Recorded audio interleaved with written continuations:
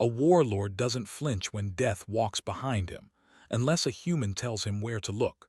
Karreth Vex had ruled the dockside underworld of New Seattle for 2 centuries. His scales gleamed black under neon, polished by fear. Tonight, he'd come to the Copper Vine to finalize a weapons deal worth enough credits to buy half the asteroid belt.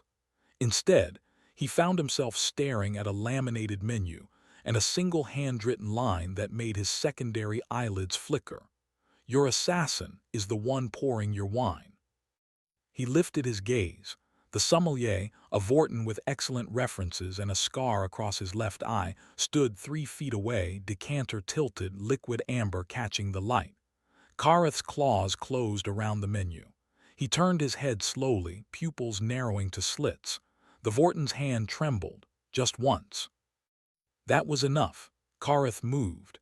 The table shattered as he lunged across it, one scaled hand closing around the sommelier's throat. The crack echoed through the dining room like a gunshot. Patrons froze mid-bite. Karreth held the body for a breath, then let it collapse. He straightened his collar, picked up the dropped decanter, and poured himself a glass. The wine tasted bitter and expensive. He raised it toward the kitchen doors, where a young woman in a black apron stood motionless, tray balanced on her hip. "To survival," he said, and drank. Maren Cole had worked at the Copper Vine for 8 months.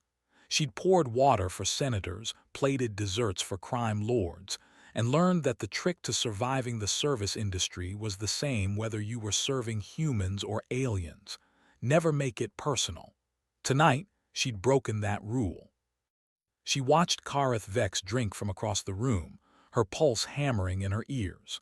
The body of the Vorton sommelier lay crumpled near the shattered table, wine pooling around his shoulders like a second shadow. The other diners had resumed eating, forks clicking against porcelain with forced casualty. No one called security. No one ever did when Karreth was involved. The dragon warlord set down his glass and gestured to her, not a request, a summons. Maren's manager, a wiry centauri named Lissel, hissed from behind the bar. "Don't go over there, let someone else handle it." But Maren was already moving. Her legs felt distant, like they belonged to someone braver. She crossed the dining room, stepped over a shard of table, and stopped 2 feet from Karreth. Up close he was even larger than she'd imagined. 8 feet of scaled muscle and old scars, his horns filed down to blunt nubs in a mockery of domestication. His eyes were gold and ancient. "You wrote this," he said, tapping the menu with one claw. It wasn't a question. "Yes," Maren said. Her voice came out steadier than she expected. Karreth tilted his head, studying her the way a hawk studies a mouse. "Why?" Maren swallowed. She could still feel the weight of the pen in her hand. The frantic scrawl she'd made in the kitchen 10 minutes ago, after overhearing the Vorton sommelier speaking in hushed tones with a known syndicate enforcer near the walk-in freezer. She'd recognized the cadence of a hired kill, the careful lack of eye contact, the way his hand kept drifting to his pocket where a syringe of neurotoxin likely waited. "Because," she said, "you tipped me 40% last month when I brought you the wrong dish. And you didn't yell." She paused. "I figured you deserved to know." Karreth's expression didn't change, but something shifted behind his eyes. He leaned back in his chair, what remained of it, and gestured to the empty seat across from him. "Sit." Maren sat. Her knees were shaking now, adrenaline catching up to bravery. Around them, the restaurant returned to its usual rhythm. A pianist in the corner started playing again, something soft and minor key. Lissel shot Maren a look that promised a long conversation later. Karreth poured a second glass of wine and slid it toward her. "Drink." "I'm on shift," Maren said. "You just saved my life," Karreth replied. "Humor me." Maren picked up the glass. The wine was red and heavy, the kind that cost more than her monthly rent. She took a sip. It tasted like smoke and cherries and something faintly metallic. She set it down carefully. "I didn't save your life, I just gave you information. Information is the only currency that matters." Karreth's claws drummed against the table edge. The Vorton worked for the syndicate. They've been trying to kill me for 3 years, always subtle, always patient. He smiled, showing rows of sharp teeth. You ruined their patience. Maren glanced at the body. Someone had already draped a tablecloth over it. I'm sorry you had to. Don't apologize for violence you didn't commit. Karreth's voice was flat. He made his choice when he accepted their contract. You made yours when you wrote that line. He leaned forward. Now I need to know who told you. No one told me, Maren said. I overheard him in the kitchen. He was talking to someone tall, gray-skinned, syndicate tattoos on his neck. They were whispering, but I caught enough. She hesitated. He kept saying the toast, like it was a cue. Karreth's eyes narrowed. The toast, of course. He drained his glass and stood, towering over her. You have sharp ears, little human, that's rare. He pulled a credit chip from his coat and placed it on the table. The display read 5,000 credits, for your trouble and your discretion. Maren stared at the chip. That was 6 months' rent. A new filtration system for her apartment. Textbooks for the xenobiology degree she'd been putting off. I don't want your money, she said quietly. Karreth paused. Then what do you want? Maren met his gaze.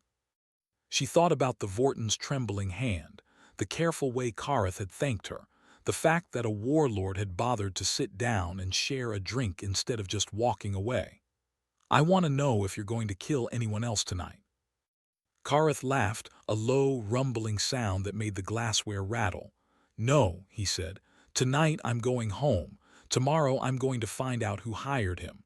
He picked up the credit chip and pressed it into her palm. Keep it. Consider it an investment. In what? Maren asked. In the idea, Karreth said. That kindness still exists in this city. He turned and walked toward the exit, his tail sweeping behind him like a cloak. Maren watched him go, the chip warm in her hand, her heart still racing. Lissel appeared at her elbow, wide-eyed and pale. Do you have any idea what you just did? Lissel whispered. Maren looked down at the chip, then at the covered body, then at the wine still sitting on the broken table. I think, she said slowly, I just made a very dangerous friend. 3 days later, Karreth Vex returned to the copper vine. Maren saw him through the window before he even entered, his silhouette unmistakable, shoulders broad enough to block out the streetlights. She was wiping down tables during the pre-dinner lull, her mind half on inventory and half on the credit chip she'd hidden in her sock drawer, still untouched. He entered without ceremony, nodded to Lissel at the bar, and walked straight to Maren's section. He sat at the same table, now repaired, the wood stained darker where the wine had soaked in. Maren approached with a menu and a glass of water. Welcome back, she said, keeping her tone neutral. I'm not here to eat, Karreth said. He leaned back, his coat open enough to reveal a plasma pistol holstered at his hip. I'm here to ask you a question. Maren set down the menu. I'm listening. The man the Vorton was speaking to, the one with the syndicate tattoos, tall, gray skin. You said you saw him. Karreth's gaze was sharp. Did you see where he went? Maren thought back to that night. The kitchen had been chaos, dishwashers clattering, chefs shouting orders in 3 different languages. She ducked behind a prep station to avoid a server carrying a tray of flaming desserts, and when she looked up again, the gray-skinned man had been slipping out the back delivery entrance.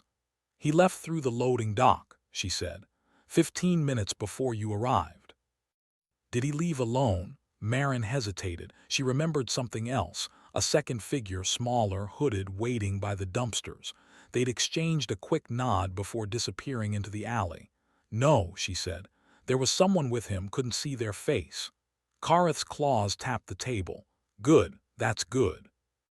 He pulled out a small holopad and slid it toward her. The screen displayed a grainy image of the gray-skinned man, captured from a security feed. This is Torvin Kale, mid-level syndicate enforcer. He's been missing for 2 days. Karreth swiped to another image, a body slumped in a warehouse, a single bullet hole in the temple. I found him yesterday. Maren's stomach turned. You killed him. No, Karreth said. Someone else did, someone who wanted to make sure he didn't talk. He swiped again. The next image showed the hooded figure Maren had seen, still blurry but now frozen mid-step near a streetlight. "This is the person I need to find, and I think you can help me." Maren took a step back. "I'm a waitress, not a detective." "You're observant," Karreth countered. "You notice things other people miss. That's why you caught the Vorton. That's why you saw Kale leave with this person." He powered off the holopad. "I'm not asking you to do anything dangerous. I just need your eyes." "Why me?" Maren asked. "You have resources, contacts. Why not use them?" Karreth was silent for a moment. He looked out the window where evening fog was rolling in from the bay. "Because," he said finally, "everyone I trust has a price, and prices can be bought." He turned back to her. "You didn't take my money. That makes you either foolish or incorruptible. I'm betting on the latter." Maren crossed her arms. "And if I say no?" "Then I leave," Karreth said, "and you go back to your shift. No harm done." He stood, adjusting his coat. "But the syndicate won't stop coming for me. And eventually, they'll realize you were the one who warned me. When that happens," he let the sentence hang. Maren felt the weight of it settle over her like a cold blanket. She'd been naive to think saving Karreth's life wouldn't have consequences. In this city, every action rippled outward. "What do you need me to do?" she asked quietly. Karreth pulled a second credit chip from his pocket, this one smaller, matte black. "Wear this. It's a comm link. If you see the hooded figure again or anyone else acting suspicious near the restaurant, you contact me, that's all." Maren took the chip. It was warm, almost alive. "And if they come for me?" "They won't," Karreth said, "because I'll make sure they don't." He started toward the door, then paused. "One more thing. The 5,000 credits I gave you, spend them. Sitting on that much cash makes you a target." Maren blinked. "How did you?"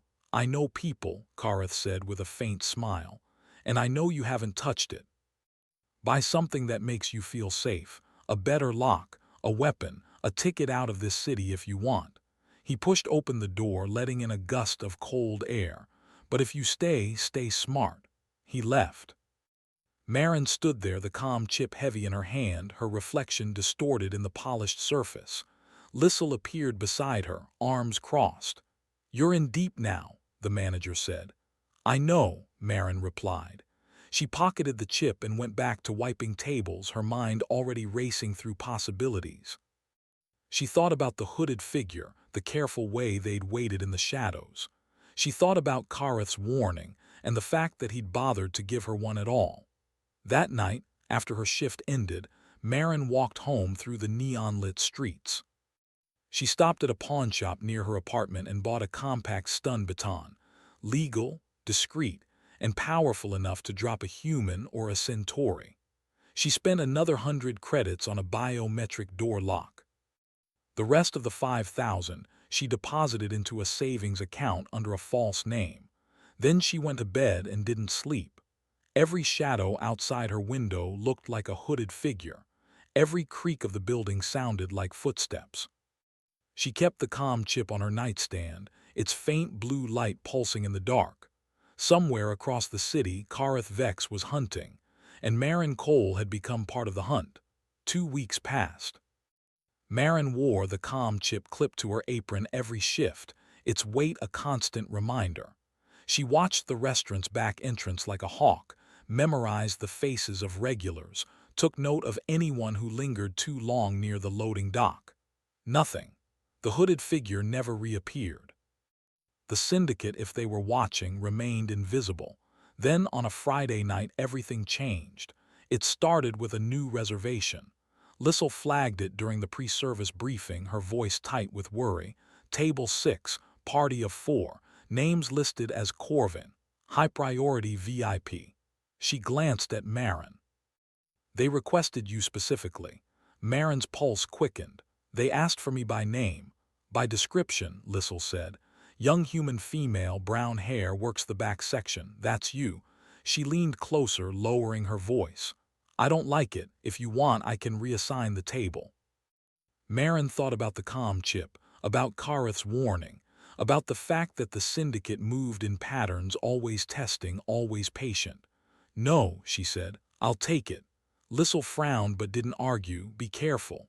The party arrived at 7. 4 figures, all humanoid, all wearing high-collared coats that obscured their features. They moved with military precision, taking their seats in perfect synchronization. Maren approached with menus and water, her hand brushing the calm chip hidden beneath her apron.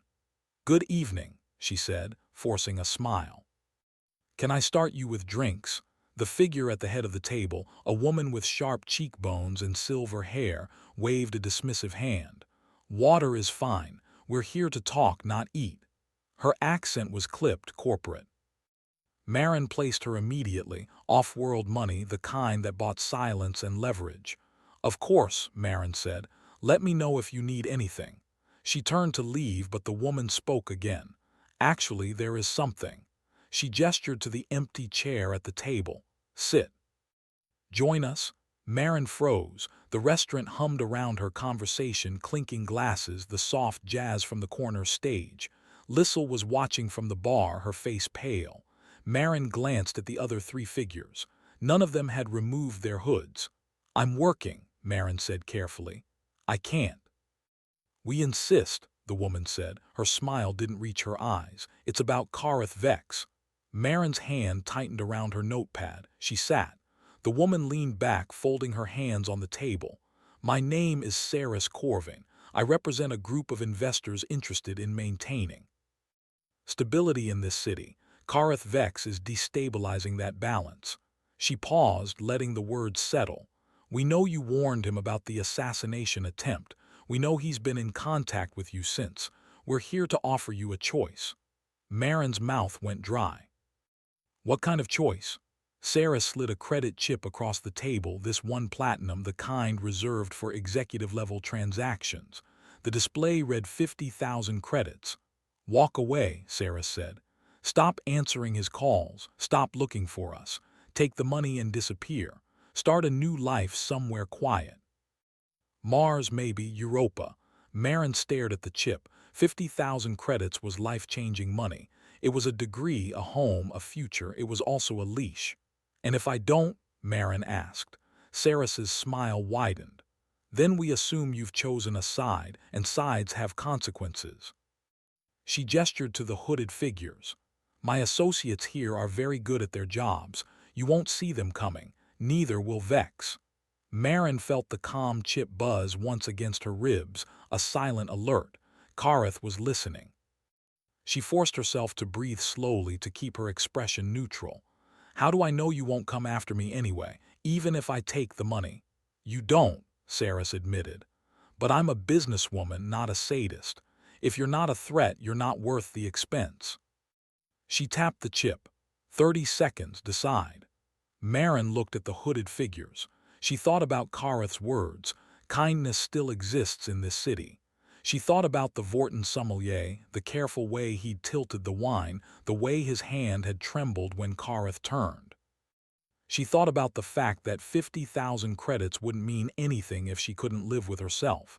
She picked up the chip and set it back down in front of Saris. "No," she said, "I'm not interested." Saris's smile vanished. "That's unfortunate." The hooded figures moved. One stood, reaching into their coat. Maren's hand shot to her apron, fingers closing around the comm chip. She pressed it twice, the emergency signal. The restaurant lights flickered.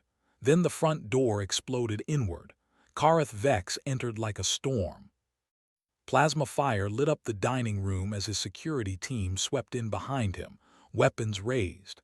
Patrons screamed and dove under tables. Saris lunged for Maren, but Karreth was faster. He crossed the room in 3 strides, one clawed hand closing around Saris's wrist with enough force to snap bone. She gasped, crumpling. "You're done," Karreth growled. The hooded figures scattered, but Karreth's team was ready. 2 were tackled before they reached the exit. The third made it to the loading dock before a net of stun wires brought them down. Karreth released Saris and turned to Maren, his expression unreadable. "You all right?" Maren nodded, her ears ringing.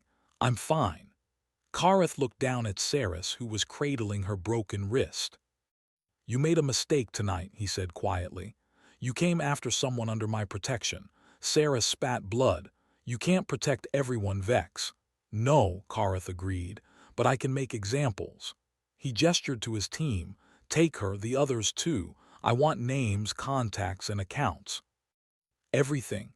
They dragged Saris and the hooded figures away. The restaurant was a wreck: shattered glass, overturned tables, the acrid smell of plasma burns. Lissel stood behind the bar, clutching a bottle of whiskey like a weapon. Karreth turned to her. "Send me the repair bill. I'll cover it." Lissel nodded numbly. Karreth placed a hand on Maren's shoulder. "Come on. You're not staying here tonight." Maren followed him outside into the cold Seattle rain. A sleek black transport waited at the curb, its doors already open. She climbed in, her legs shaking. Karreth slid in beside her and the transport lifted off, gliding silently through the neon-streaked streets. "You should have taken the money," Karreth said after a moment. Maren looked at him. "Would you have?" Karreth smiled, small, genuine. "No, but I'm old and stubborn." He leaned back, closing his eyes. "You're braver than you think, Maren Cole. That's going to get you killed one day." "Maybe," Maren said. She looked out at the city, its lights bleeding together in the rain. "But at least I'll die standing up." Karreth laughed softly. "Fair enough."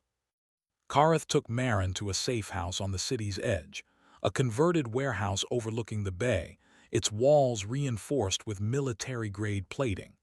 Inside, the space was surprisingly warm. Leather furniture, low lighting, a kitchen stocked with real food instead of synth paste. Maren sank into a chair, exhaustion crashing over her like a wave. Karreth poured 2 glasses of amber liquid and handed her one. "Drink. It's not poison." Maren drank. The liquor burned, but it steadied her. "What happens now?" "Now," Karreth said, "I dismantle the syndicate piece by piece. Saris will talk, they always do." He sat across from her, his tail coiled around the chair leg. "But that's my problem. Yours is staying alive." "I thought you said I was under your protection," Maren said. "You are," Karreth replied. "But protection has limits. The syndicate has resources I don't. Off-world connections, political leverage, assassins who don't care about reputation." He set down his glass. "If you stay in this city, they'll come for you again, and next time I might not be fast enough." Maren felt the weight of his words settle. She thought about the platinum credit chip, the offer to disappear. She thought about her apartment, her job, the life she'd built here, small and fragile but hers. "Where would I go?" "Anywhere," Karreth said. "I have contacts on Mars, Europa, even the outer colonies. Pick a place and I'll make sure you get there. New identity, clean slate, you could start over." Maren looked at him. His scales caught the low light, burnished gold and black. His eyes, ancient and tired, held something she hadn't expected: worry. "You're trying to get rid of me," she said quietly. "I'm trying to keep you alive," Karreth corrected. "There's a difference." Maren stood and walked to the window. The bay stretched out below, dark and endless. Somewhere in the city, the syndicate was regrouping. Somewhere, Saris was being interrogated, her broken wrist a reminder that Karreth didn't forgive easily. Maren thought about the night she'd written that line on the menu, the way Karreth had thanked her with a glass of wine instead of violence. She thought about the fact that kindness in this city was a rare and dangerous thing. "I'm not leaving," she said. Karreth stood. "Maren, I'm not leaving," she repeated, turning to face him. "Because if I do, they win. They'll have scared me off and you'll be alone again. And I'm not okay with that." She crossed her arms. "You said I'm observant. You said I notice things. Use me. Let me help you finish this." Karreth studied her for a long moment. "You realize what you're asking for." "I'm asking to matter," Maren said. "I'm asking to do something more than pour water and smile at people who don't see me." She held his gaze. "I'm asking to be part of something." Karreth exhaled slowly. "You're insane." "Probably," Maren agreed, "but you're still listening." Karreth laughed, a real laugh this time, low and warm. He walked to a wall panel and tapped it. A section slid open, revealing a cache of weapons and surveillance equipment. "All right," he said. "If you're staying, we do this properly. No more improvising, no more close calls." He pulled out a compact datapad and handed it to her. "This is everything we know about the syndicate's operations. Contacts, safe houses, supply chains. Study it. Memorize it. If you're going to help, you need to know what we're fighting." Maren took the datapad. Its screen glowed with names, faces, maps. "What's the plan?" "We find their distribution hub," Karreth said. "The syndicate runs most of their operations through a single location, somewhere central, heavily guarded. Saris will give us the address. Once we have it, we hit them hard.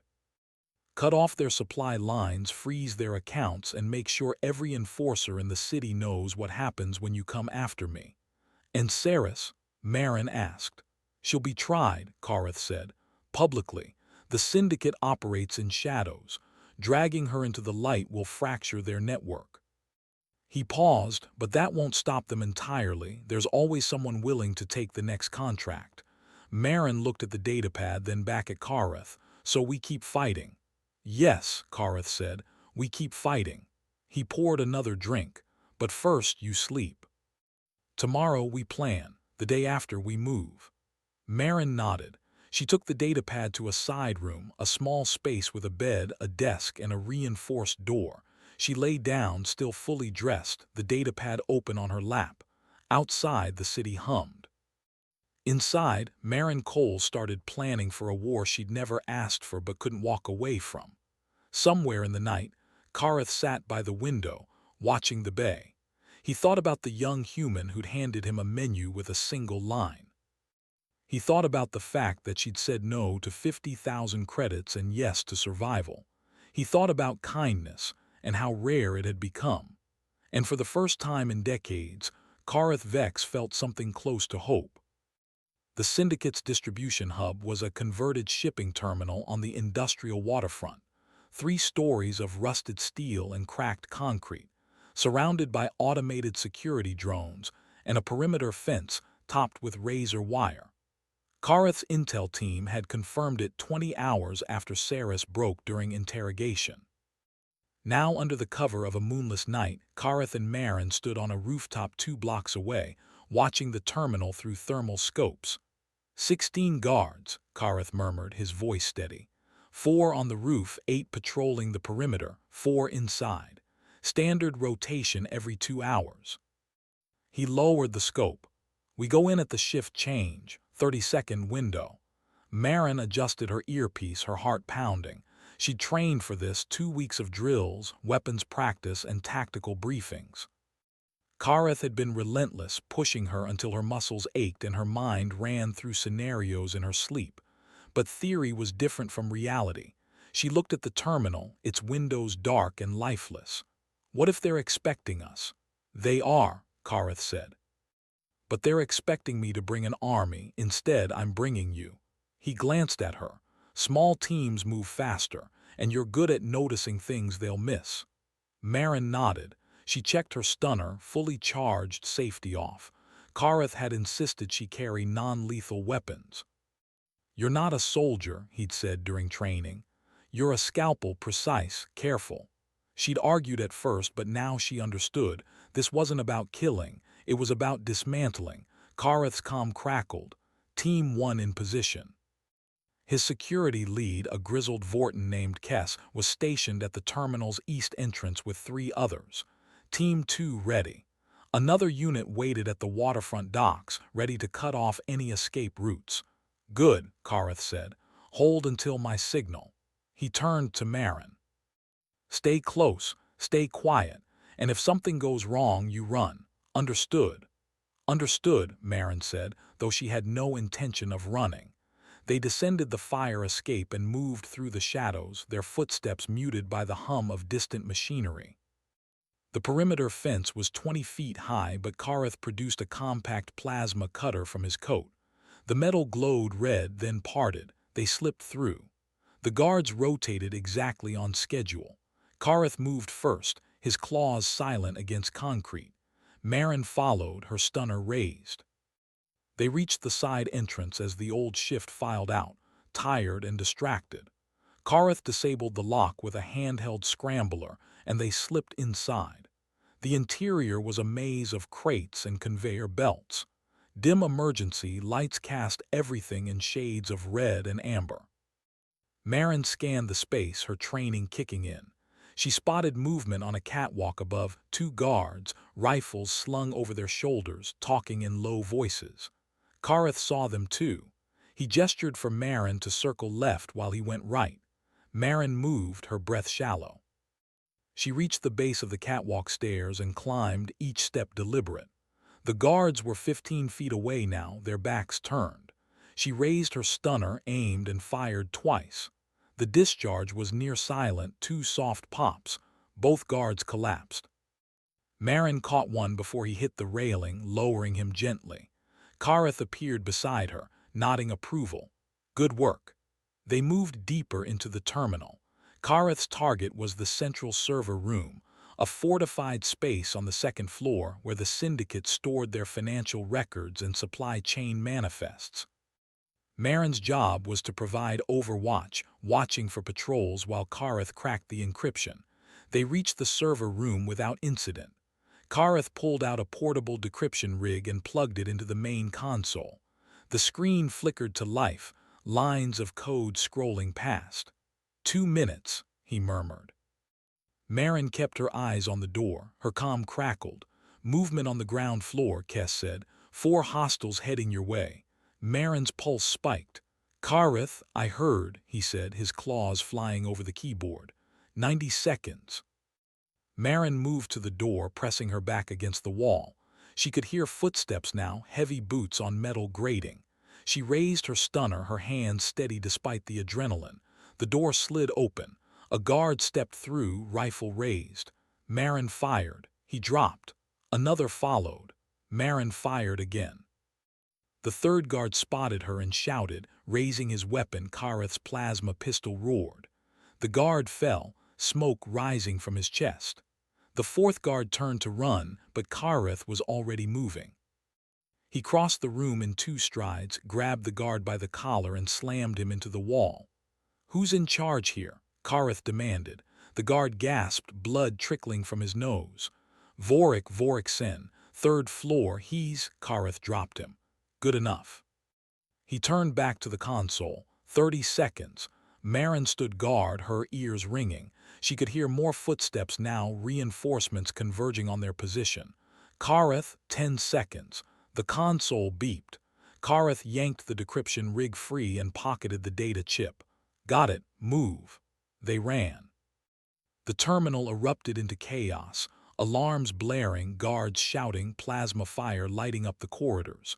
Karreth led the way, his pistol clearing a path. Maren followed, firing her stunner at anything that moved. They reached the stairs to the 3rd floor. Karreth kicked the door open. Voriksen was waiting. A massive Krogan with scarred plates and cold eyes, he stood behind a reinforced desk, a high-caliber rifle aimed at the doorway.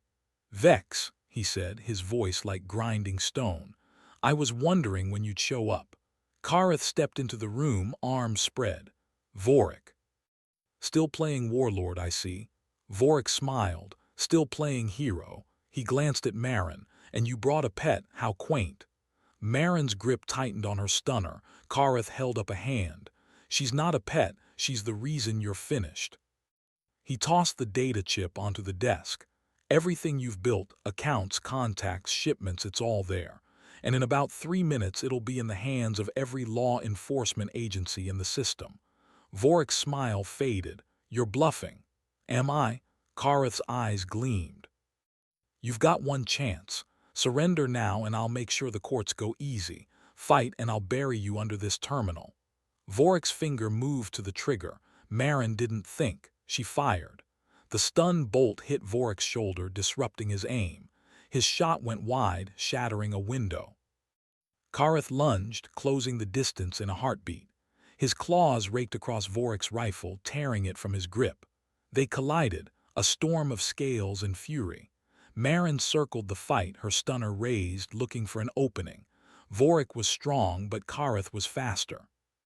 He drove Vorik back, claws slashing until the Krogan stumbled against the desk. Karreth's hand closed around Vorik's throat. Yield. Vorik spat blood. Go to hell. Karreth's expression didn't change. You first. He squeezed. Vorik's eyes bulged. Then slowly he nodded. Karreth released him and Vorik collapsed, gasping. Karreth turned to Maren. Call Kess. Tell him to secure the building. Maren did. Within minutes the terminal was swarming with Karreth's security team.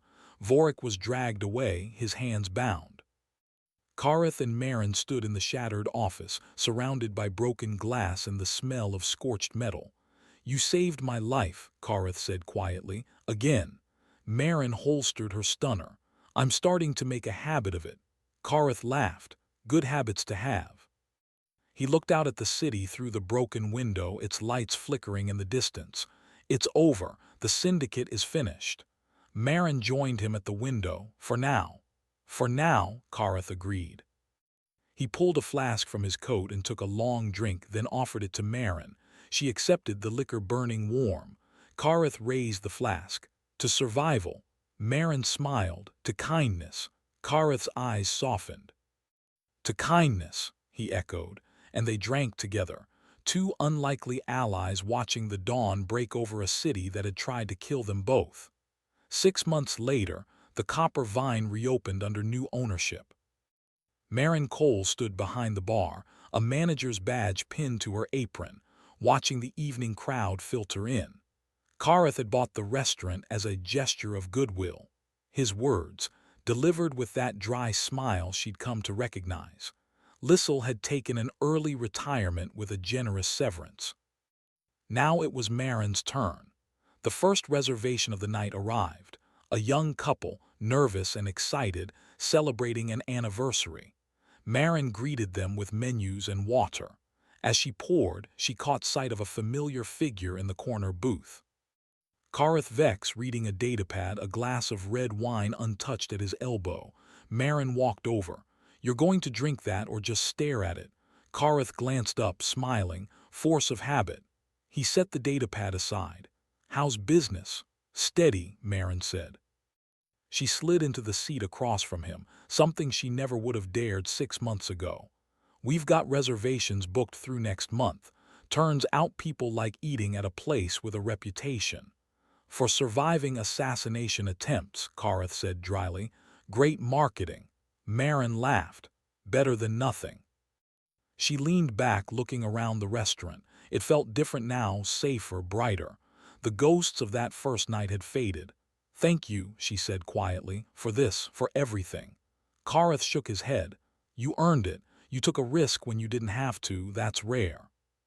He raised his glass. To rare things. Maren raised an imaginary glass. To rare things. They sat in comfortable silence, the restaurant humming around them. A server brought out the couple's appetizers. The pianist started playing, something soft and familiar. Outside, the city pulsed with light and life. And in that moment, Maren Cole realized something. She wasn't just surviving anymore. She was living. And that, she thought, was worth every risk she'd taken. Karreth finished his wine and stood. I should go. Early meeting tomorrow. Maren walked him to the door. Before he left, she touched his arm. Same time next week. Karreth smiled. Wouldn't miss it. He stepped out into the night, his silhouette blending into the neon glow. Maren watched him go, then turned back to her restaurant, and got to work. Because kindness in this city was still rare, but it was also still possible.